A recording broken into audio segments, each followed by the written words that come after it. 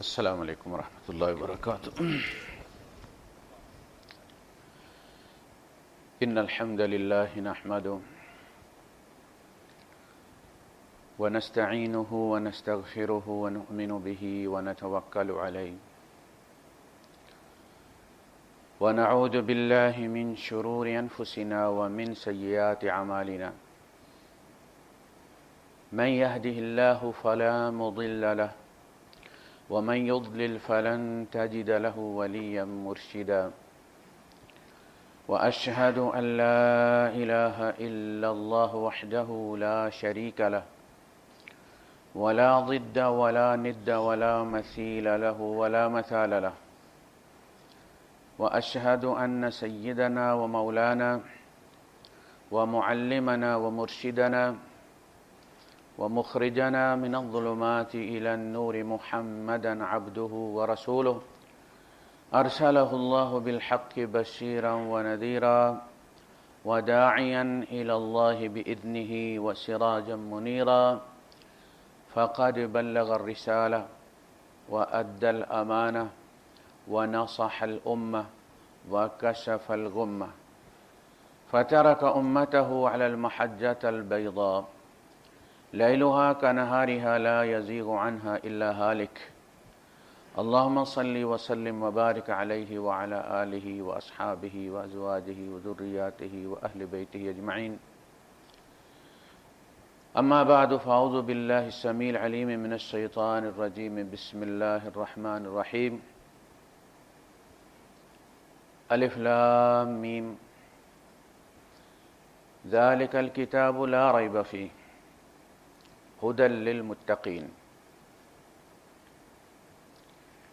وقال تعالى شهر رمضان الذي أنزل فيه القرآن هدى للناس وبينات من الهدى والفرقان صدق الله العظيم رب اشرح لي صدري ويسر لي أمري واحلل عقدة من لساني يفقه قولي آمين يا رب العالمين۔ ہم نے جب سے ہوش سنبھالا ہے ہم یہ سنتے آ رہے ہیں کہ قرآن مجید، قرآن حکیم، قرآن کریم مسلمانوں کی کتاب ہے، ہماری کتاب ہے، لیکن حقیقت یہ ہے کہ یہ مسلمان بنانے والی کتاب ہے اور سارے جہانوں کی کتاب ہے۔ یہ ہدی للناس، مین کائنڈ، پوری انسانیت کی طرف بھیجی گئی ہے۔ یہ قیامت تک دعوت کا آلہ ہے، دعوت کا ذریعہ ہے، دعوت کا نصاب ہے۔ یہ جو ہم اس کو اپنا بنا کر قابض ہو کر بیٹھ گئے ہیں کہ ہماری یا کوئی دوسرا اس کو چھوئے نہیں، ہاتھ نہ لگائے، میں یہ بات بڑے یقین کے ساتھ کہتا ہوں کہ قیامت کے دن اللہ کی عدالت میں غیر مسلموں کی ایک بڑی اکثریت اس وجہ سے بخشی جائے گی کہ ان کے پاس یہ کتاب نہیں پہنچی، اور ہم مجرموں کی صف میں کھڑے ہوں گے کہ پہنچائے کیوں نہیں۔ عدالت سمن دے، ایشو کر دے، بندہ پہنچے نہ، عدالت اس کی ضمانت منسوخ کر دے یا کنٹیمپٹ آف کورٹ اس پہ لگا دے تو انہیں عدالت، اور واقعی کہے کہ سرکار مجھے تو کوئی سمن ملا ہی نہیں، مجھے تو کوئی سمن نہیں ملا۔ سمن اس کو کہتے ہیں سمن کی تعمیل کرنا، وہ جس کو پہنچتا ہے اس سے وہ دستخط لیتے ہیں کہ مجھے یہ پہنچ گیا جی، میں نے وصول کر لی ہے، اور اب اس کی ذمہ داری بن گئی ہے کہ وہ پیش ہو۔ جو پیش نہیں ہونا چاہتے وہ ہرکارے کو، وہ جو لے کر آتا ہے سمن، اس کو 200-400 پکڑا دیتے ہیں، وہ جا کے کہتا ہے جی بندہ کار نہیں سی، آپ کی اب کوئی ذمہ داری نہیں عدالت میں پیش ہونے کی، اس لیے کہ سمن کی تعمیل ہی نہیں، آپ کو پتہ ہی نہیں، پتہ ہونے کے باوجود بھی آپ کو پتہ نہیں، کیونکہ آپ نے پتہ ہونے کے سائن نہیں کیے۔ مسلمانوں نے اس کتاب پر سائن کر دیے، اب تعمیل ہمارے ذمہ، اب اس کے قوانین پر عمل درآمد ہماری ذمہ داری ہے، ذمہ داریاں ہماری ہیں، کتاب پوری انسانیت کی، جن تک آپ نے پہنچائی نہیں ان کے ذمہ نہیں۔ اس لیے اگر ہم اس کتاب کے بارے میں اپنا کنسیپٹ کلیئر کر لیں تو بہت سارے فائدے ہوں گے۔ ایک فائدہ یہ کہ جب یہ کتاب سب کی طرف بھیجی گئی ہے تو سب کو اس کو اسٹڈی کرنا، اس کا مطالعہ کرنا، اس کی تلاوت کرنا سب کا حق ہے۔ کوئی بھی پیپر ہے جب تک آپ پڑھیں گے نہیں آپ سائن کیسے کریں گے؟ آپ بس ایسے ہی ایگری کر دیں گے۔ اس میں ہونا یہ چاہیے تھا کہ ہم چوکوں میں لے کر اس کتاب کو کھڑے ہوتے اور ہر گزرنے والے کو پکڑاتے، ہر گاڑی کا شیشہ کھٹکھٹا کر کھلوا کر اندر جتنے بندے ہیں ہم ان کو کہتے یہ لے جائیے، یہ لے جائیے۔ یہ اتنا ایمرجنسی کام ہے، زندگی کا پتہ کوئی نہیں۔ حضور فرماتے ہیں بلغوا عنی ولو آیا، میری طرف سے پہنچاؤ اگرچہ ایک آیت ہی پہنچا سکو، تمہیں سپارہ یاد نہیں تو کیا پہنچاؤ؟ آیا، قرآن کی آیت، قرآن پہنچانا ذمہ ہے۔ انما علیک البلاغ، آپ کے ذمہ یہ قرآن پہنچانا ہے۔ قل اوحی الی ھذا القرآن لانذرکم بہ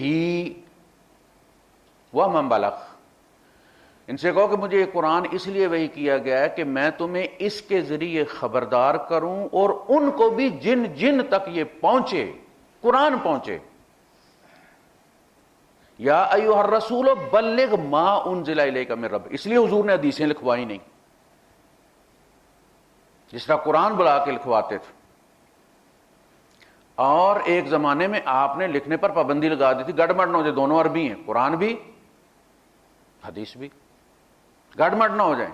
یا ایھا الرسول بلغ ما انزل الیک من ربک، اے نبی آپ پہنچائیے وہ جو آپ کے رب کی طرف سے آپ کی طرف نازل کیا گیا ہے۔ بات کی سمجھ لگی ہے کہ نہیں لگی؟ یہ ہے وحی کا مقام، یہ ہے اس کتاب کا مقام۔ رسول کو بھی کہا جا رہا ہے فَإِن لَمْ تَفْعَلْ، اگر آپ نے قرآن نہ پہنچایا تو اپنی لاکھ تقریریں کر لیں آپ۔ فَإِن لَمْ تَفْعَلْ فَمَا بَلَّغْتَ رِسَالَتَهُ، قرآن نہیں پہنچا تو آپ نے رسالت نہیں پہنچائی۔ آپ نے رب کا، یہ رسالہ کس کو کہتے ہیں؟ خط کو کہتے ہیں نا، لیٹر کو کہتے ہیں نا۔ یہ پوری انسانیت کے نام خدا کا لیٹر ہے آخری۔ فَإِن لَمْ تَفْعَلْ، اگر قرآن نہ پہنچایا، حدیثیں صحائح ستہ نہیں، صحائح 12 بھی کر لیں، 12 اکٹھی کر لیں، قرآن نہیں پہنچایا تو اللہ رسول کو کہہ رہا ہے پھر کچھ نہیں پہنچایا۔ فَمَا بَلَّغْتَ رِسَالَتَهُ، پھر آپ نے رب کا رسالہ نہیں پہنچایا۔ اس کا مقام پہچانے، آپ کو اس لیے تبلیغ کا حق حاصل ہے کہ آپ کے پاس خدا کا خط ہے۔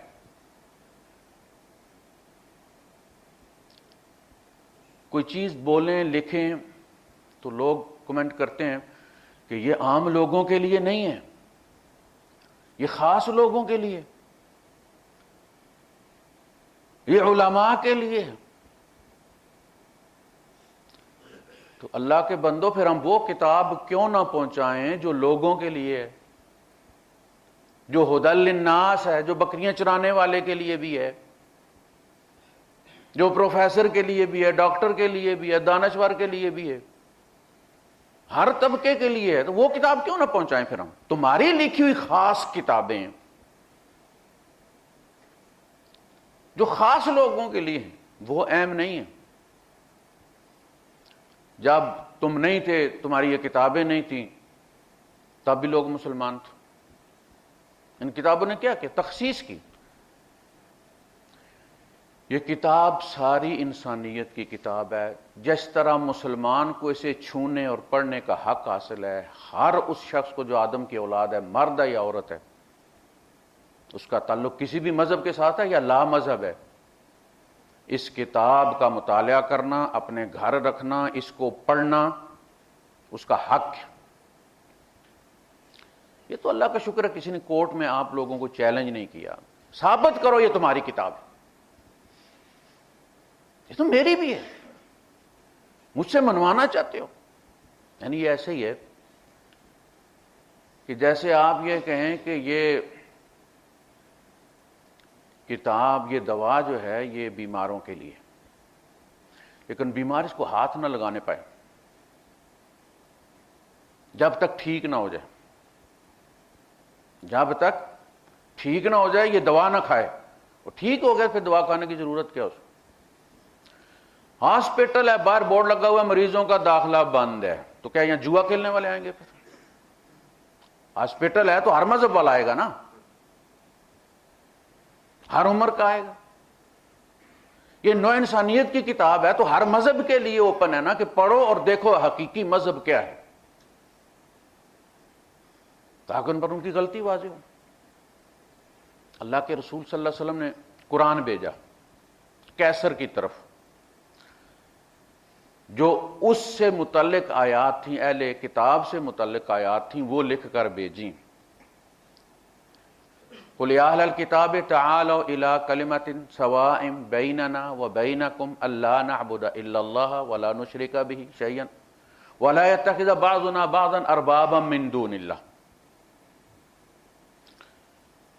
اہل کتاب آؤ اس کلمے کی طرف جو ہمارے اور تمہارے درمیان سوا، سوا سوا آپ کو پتہ نا برابر کو کہتے ہیں، سوان جو ہم سب میں مشترک ہے. اللہ نعبد الا اللہ، ہم اللہ کے سوا کسی کی بندگی نہ کریں.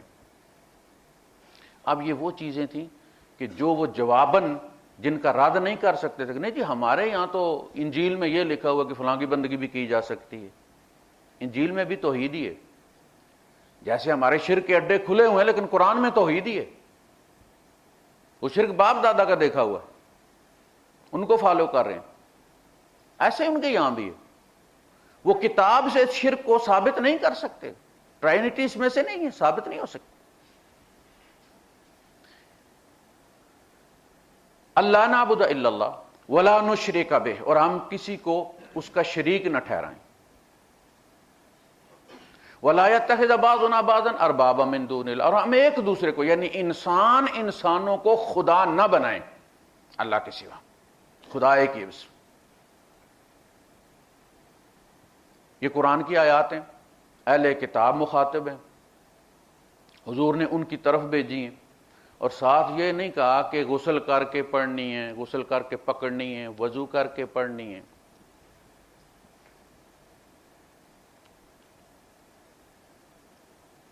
نہیں شرط لگائی. اس کی طرف خط بھیجا ہوا ہے رب کا. جی صاحب آپ ایک طرف کہتے ہیں کہ پورا سمندر بھی بہا لے تو کافر پاک نہیں ہوتا، تو غسل کا کیا مطلب ہوا؟ وہ نجس کا نجس رہتا ہے جب توحید سے پاک نہ ہو. ایک طرف فتویٰ یہ دیتے پورا سمندر بہا لے تو پاک نہیں ہوتا، تو پھر اس سے مطالبہ کیوں کرتے ہو کہ غسل کرے یا وضو کرے؟ خط اس کو پکڑاؤ بھائی، اس کی طرف رب نے بھیجا ہے، تم ڈاکیو پہنچاؤ ان کو.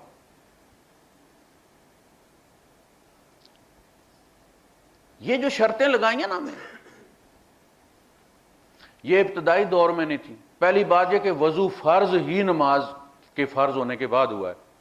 یا ایھا الذین آمنوا اذا قمتم الی الصلاۃ فاغسلوا وجوہکم وایدیکم، اے ایمان والو جب تم کھڑے ہو نماز کے لیے تو پھر وضو اصل میں نماز کے لیے فرض.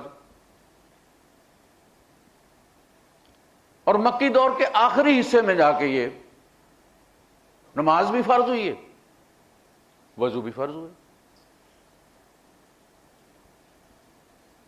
تو پہلے بغیر وضو کے سارے قرآن پڑھتے رہے. جس آیت کو یہ لیتے ہیں جو دلیل ہے ان کی، سورہ الواقعہ کی آیت ہے، اس میں قرآن کا تعارف کروایا گیا ہے. پہلے قسمیں کھائی گئی ہیں، اس کے بعد فرمایا گیا ہے انہ لقرآن کریم، یہ قرآن کریم ہے جو تمہارے ہاتھوں میں ہے. فی کتاب مکنون، یہ ایک چھپی ہوئی سیکرٹ بک میں ہے، وہاں سے کاپی کر کے ہمیں بھیجا. یہ قرآن اصل میں لوح محفوظ والے قرآن کی سرٹیفائیڈ کاپی ہے. انہ لقرآن کریم، لہذا یہاں بکری کھا کے اس کو منسوخ نہیں کر سکتی، اس کی کوئی آیت ادھر سے ادھر نہیں ہو سکتی. یہ جس طرح جہاں جس صورت میں یہاں ہے، اسی صورت میں قرآن حکیم وہاں ہے. یہ قرآن کریم ہے، ایک سیکرٹ بک کے اندر ہے، سیکرٹ سی ڈی کے اندر ہے، کہیں کتاب کا کہیں لوح کا. لوح بل ہوا قرآن مجید فی لوح محفوظ. محفوظ کا مطلب کیا ہے؟ کسی کی ایکسیس نہیں. وہ جو کتاب مکنون ہے، لا یمسہ الا المطہرون، اس کتاب مکنون تک رسائی صرف پاک کی ہے، شیاطین کی ایکسیس نہیں ہے وہاں تک. کہتے ہیں جی جنات بھی یہ قرآن نازل کر سکتے ہیں، فلاں بھی اس طرح لا سکتا ہے، ایسی آتے ہیں تو وہ بھی پڑھ سکتے ہیں. کہا گیا کہ شیاطین کی وہاں تک رسائی نہیں ہے، اس کتاب تک رسائی پاک لوگوں کی ہے. ان میں اللہ نے جبرائیل امین کو اس کا ذمہ دار بنایا. یہ قرآن کی بات نہیں ہو رہی، لا یمسہ، کتاب مکنون کی بات ہو. یہ صفت کس کی ہے؟ کتاب مکنون کی. اور یہ خبر ہے، حکم نہیں ہے. یہ خبر ہے کہ اس کتاب مکنون تک جہاں قرآن لکھا ہوا ہے، کسی ناپاک کی یعنی شیاطین کی رسائی نہیں، ایکسیس نہیں ہے. یہ خبر ہے، یہ حکم نہیں ہے. بس اس آیت کو پکڑا، پابندی لگا دی. غیر مسلم چھو نہیں سکتا. جب چھو نہیں سکتا تو پڑھ بھی نہیں سکتا. جب پڑھ بھی نہیں سکتا تو کافر مرے گا. کافر مرے گا تو مسلمانوں کے گلے میں توق ہوگا. یعنی جو چیز پہنچانے کی ہماری ذمہ داری تھی، وہ ہم نے کہا کہ نہیں جی اس کو تو کوئی ہاتھ ہی نہ لگائے. ہماری لکھی ہوئی کتابیں پڑھے. اللہ اپنے نبی کو کہہ رہا کہ قرآن نہیں پہنچایا تو کچھ نہیں پہنچایا. تمہاری کتابیں، تمہارے نصاب، یہ پڑھ کے لوگ مسلمان ہوں گے. ہر انسان کا کوڈ اس کتاب میں موجود ہے، قرآن میں موجود ہے، ہماری کتابوں میں نہیں. اگر وہ دیانتداری کے ساتھ پڑھے گا تو کوڈ ٹیلی کر جائے گا، اس کا سینہ کھل جائے گا. یہ اس کتاب کی صلاحیت ہے قرآن حکیم کی. یہ پابندیاں پتہ کب لگیں؟ یہ والی بھی، اور یہ کہ مکے اور مدینے میں غیر مسلم داخل نہیں ہو سکتا. یہ شرعی پابندی نہیں ہے، یہ سیاسی پابندی ہے. اس کے لیے جو آیت کوٹ کرتے ہیں، یا ایھا الذین آمنوا انما المشرکون نجس فلا یقربوا المسجد الحرام بعد عامہم ھذا. اے ایمان والو، یہ جو مشرک ہیں یہ نجس ہیں، اس سال کے بعد یہ مسجد حرام کے قریب تک نہ پھٹکیں. اس آیت کے نزول سے پہلے حج ہوا، مسلمانوں نے بھی کیا، مکہ فتح ہو چکا ہے. حج ہوا، حج کے سارے انتظامات مشرکین کے پاس تھے، جو جس عہدے پر تھا اسی پر تھا.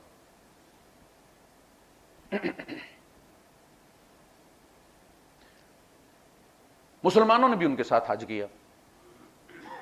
انتظامی امور وہ مشرکین کے ہاتھ میں تھے. اگلے سال حج ہوا، انتظام مسلمانوں کے ہاتھ میں تھے، حج مشرکوں نے بھی کیا. حج تو شروع سے ہوتا چلا آ رہا تھا نا، ابراہیم علیہ السلام کے زمانے سے، عمرہ بھی ہو رہا تھا، حج بھی ہو رہا تھا۔ مکے والوں نے اپنے لیے یہ مخصوص کر رکھا تھا کہ چونکہ ہم مکے کے شہری ہیں، ہر وقت پاک کی رہتے ہیں، لہذا ہمیں عرفات جانے کی ضرورت نہیں ہے۔ جو باہر سے آفاقی آتے ہیں، وزٹرز، وہ جائیں، حرم کی حدود سے باہر کے رہنے والے لوگ عرفات جائیں، ہمیں آگے پاک ہونے کی ضرورت نہیں ہے، ہم تو پہلے ہی پاک ہیں۔ جب اللہ کے رسول صلی اللہ علیہ وسلم نے عرفات میں اپنا خیمہ لگوایا تو سارے پریشان ہو گئے، اللہ کے رسول آپ بھی عرفات جائیں گے؟ سارے انسان عرفات جائیں گے، کوئی تخصیص نہیں ہے۔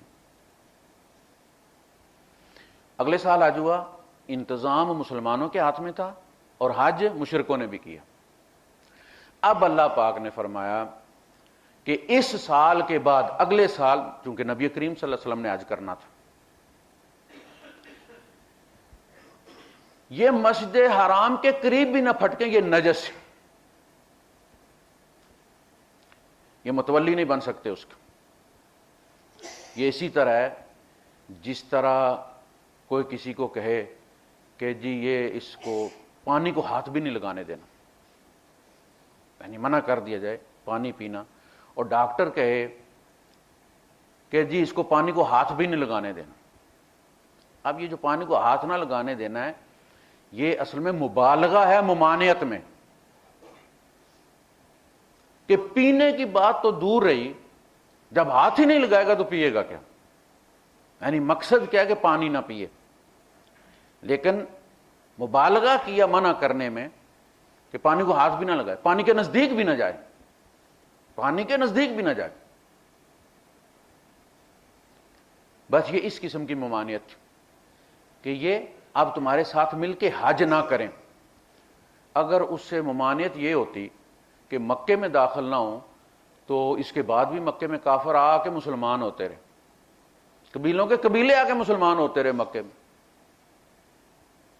مدینے میں بھی آتے رہے کافر آ کے مسلمان ہوتے رہے۔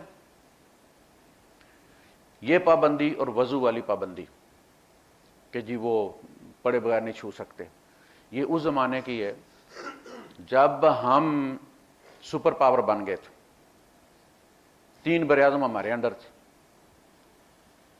اور جو خرابیاں ایک سپر پاور میں ہوتی ہیں وہ ساری ہم میں آ گئی تھی، وہی خناس رعونت ہمارے اندر پیدا ہو چکی تھی۔ اب ہمیں مسلمانوں کی ضرورت کوئی نہیں تھی، پیٹ بھر گیا تھا ہمارا، وہ تو نبی کو ضرورت تھی، دروازے بجاتے پھرتے تھے۔ ہم سال میں 2 دفعہ مہم نکالا کرتے تھے، 6 مہینے بعد جاتے تھے لوگ اور لونڈیاں اور غلام ریوڑوں کی طرح آگے لگا کر لے آتے تھے مکے مدینے، منڈی لگ جاتی تھی۔ سمجھا کر مسلمان کرنے والی بات کہاں گئی؟ یہ ہماری کتاب ہے، اس کو کوئی چھوئے نہیں، مکے اور مدینے میں داخل نہ ہو۔ یہ اس زمانے کی بات ہے، جیسے وہ کہتا ہے نا کہ وہ جو امیگریشن پر پابندی لگ گئی ہے اور یہ ان ملکوں کے لوگ ہمارے ملک میں نہیں آ سکتے، ان کو ویزے نہیں ملیں گے، سیم ہمارا۔ یعنی جو خرابی ایک پیسے میں ہے، جب پیسہ بندے کے پاس ہوتا ہے تو وہ کہتا ہے کچھ کرو، کوئی نیا گناہ ایجاد کرو، یار جو پہلے کر رہے تھے ان میں سے نہیں، نواں کام کرو گے۔ ہماری قانون سازی جتنی بھی ہوئی ہے وہ انسانیت کے خلاف، یعنی اگر آپ ایک ریوڑ کو، غلاموں اور لونڈیوں کے ایک ریوڑ کو چلا کر لے کر جا رہے ہیں دارالخلافہ، اور رستے میں صحرا ہے، پانی کوئی نہیں ملا، تو کیا ان کے ساتھ کیا کرنا چاہیے؟ وہ کہتے ہیں کہ ان کے جتنے بھی قابل جنگ لوگ ہیں جو اس میں قیدیوں میں، ان کو قتل کر دو اور بقیہ کو اسی لک و دک صحرا میں چھوڑ دو مرنے کے لیے۔ یہ انسانیت، یہ شریعت کی بات نہیں ہے، یہ بعد کی بات ہے۔ بھائی عراق میں لوگوں کے مسلمان ہونے پر پابندی لگا دی گئی تھی، ورنہ نے پابندی لگا دی اب تو مسلمان نہیں ہو سکتے۔ کیوں؟ تم ٹیکس بچانے کے لیے مسلمان ہوتے، اور اگر تم سارے مسلمان ہو گئے تو ہمارا وہ بیت المال خالی ہو جائے گا، وہاں کوئی جزیہ ہی نہیں دے گا، تو نظام کیسے چلے گا؟ لہذا پابندی. اور اگر تم نے مسلمان ہونا ہی ہے تو تم ساتھ جزیہ بھی دو گے، جزیہ معاف نہیں ہوگا، تاکہ یہ کنفرم ہو جائے کہ تم جزیے کے لیے مسلمان نہیں ہو رہے. دیکھیے یہ بدماشی ہے، یہ کھلواڑ ہے اس امت کے ساتھ، اس دعوت کے ساتھ. انہیں چاہیے نہیں تھا. ہمارا زوال جو ہوا ہے اس کی وجہ یہی، ورنہ دنیا ساری مسلمان ہو چکی ہوتی. تو قرآن کو ہر مذہب کے بندے تک پہنچنا چاہیے. اس میں کوئی تخصیص نہیں ہے، یہ تمام انسانیت کی کتاب ہے، یعنی نوع انسانیت کی طرف ہے. ہدی للناس ہے اور ہدی للمتقین شروع ہوئی. ہدایت نامہ ہے متقین کے لیے. تو متقین کے لیے ہدایت نامہ یہ ہے کہ جنہوں نے اس کو قبول کر لیا ہے، اللہ کو اللہ مان لیا، نبی کریم صلی اللہ علیہ وسلم کو اپنا رسول مان لیا، تو اب اس میں ڈوز اینڈ ڈونٹس، یہ کرو یہ نہ کرو. وہ لوگ جو اللہ کی حدیں توڑنے سے بچنا چاہتے، متقین کا ترجمہ یہ ہے جو اللہ کی حدیں توڑنے سے پرہیز کرتے ہیں، ان کے لیے ان حدوں کا تعین ضروری تھا. وہ حدود بیان ہوئی، وہ قانون بیان ہوئے تاکہ وہ توڑنے سے بچیں. یہ ایسے ہی ہے جیسے سگنل ہے، ریڈ ہے، یلو ہے، گرین ہے. یہ رنگ اس لیے الگ الگ کیے گئے ہیں کہ جس نے ریڈ پہ رکنا ہے اور گرین پہ جانا ہے، جس نے ہر حال میں جانا ہے اس کے لیے ریڈ اور گرین برابر ہی. یہ رنگ اس کے لیے نہیں ہے، یہ کتاب ان کے لیے ہدایت نامہ ہے جو اللہ کی حدیں توڑنے سے بچنا چاہتے ہیں. ان کے لیے حدوں کا تعین کیا گیا کہ یہ تلک حدود اللہ، پڑھتے نا، یہ اللہ کی حدیں ہیں. کل یہ نہ کہو کہ پتہ نہیں. 400-450 آیتیں مسلمانوں کے لیے ہیں. ان 6236 آیات میں صرف مسلمانوں کے لیے صرف 400-450 آیتیں، اس سے زیادہ نہیں. ڈاکٹر محمود احمد غازی جو شریعہ کورٹ کے جج رہے اور قانون سے ظاہر ان کا تعلق ہے، کہتے ہیں اس میں سے 450 آیتیں ٹوٹل مسلمانوں کے لیے جس میں ان کے قوانین بیان ہیں. باقی سارا قرآن دعوت ہے اور وہ پوری انسانیت کے لیے. اس میں خدا کے وجود کے دلائل ہیں، آخرت کے دلائل ہیں، بعثت کے دلائل ہیں، وہ ساری انسانیت کے لیے. تم یار ایسا کرو، وہ اپنی 450 آیات کا الگ بنا لو اور جو دوسروں کا ہے وہ تو انہیں چھونے دو. 6236 میں سے تمہارے لیے قوانین 450 میں ہیں. تم پوری کتاب پر قبضہ کر کے بیٹھ گئے کہ دوسروں تک نہیں پہنچنے دینی، چھونے نہیں دینا ہے. ظلم نہیں انسانیت کے ساتھ. جو کتاب ہم پہنچانے بھیجے گئے، جو ہماری زندگی کا مشن ہے، نبی کریم صلی اللہ علیہ وسلم کی طرف سے ہم پر عائد کردہ فرض ہے بطور امت، وہ فرض ادا کرنا تو دورا، ہم نے خط ہی غائب کر دیا ہے. کوئی گلہ ہی نہ کرے بھئی یہ تمہارا ہے ہی نہیں. آپ جائیں ڈاکخانے کے والے کے پاس کہ یار وہ میری رجسٹری آنی تھی، میرا خط آنا، کہا جی کوئی نہیں. کافر آئے کتاب پڑھنی ہے، نہیں یہ تو ہماری کتاب ہے، تمہاری کتاب کوئی نہیں آئی. اب یہ جو نئے پیدا ہو رہے ہیں قیامت کے دن اللہ سے پوچھیں گے نہیں ہمارے لیے کوئی نبی نہیں تھا، ہمارے لیے کوئی کتاب نہیں تھی، بھیجی تھی کس کو دی تھی آپ نے؟ یہ صاحبان ادھر آؤ، سارے ادھر، حاجی نمازی قاری قاضی سارے آ گیا. کہاں ہے وہ خط؟ تم تک پہنچی تھی نا؟ جی پہنچی تھی. رسول بری ہو گئے، رسول بری ہو گئے. تم نے آگے کیوں نہیں پہنچا؟ جی وہ مولوی صاحب کہتے تھے کسی کو ہاتھ نہیں لگانے دینا، کوئی اس کتاب کو چھوئے نہیں. اور بیجی پلیتوں کی طرف گئی ہے، تم کیسوں سے پاک کرو گے جب تک پڑھ کے پاک نہیں ہوگا؟ وہ بھیجی مریضوں کے لیے گئی ہے دوا اور تم پکڑ کے بیٹھے ہوئے. کیا تو مریض ہاتھ نہ لگائے اس کو، مریض نہ کھائے اس کو. نتیجہ یہ ہے کہ وہ کتاب ہمارے اندر بھی نہیں ہے، یعنی اس کا سائیڈ ایفیکٹ یہ ہے کہ ہمارے اندر بھی نہیں ہے. پھر وآخر دعوانا الحمدللہ رب العالمین.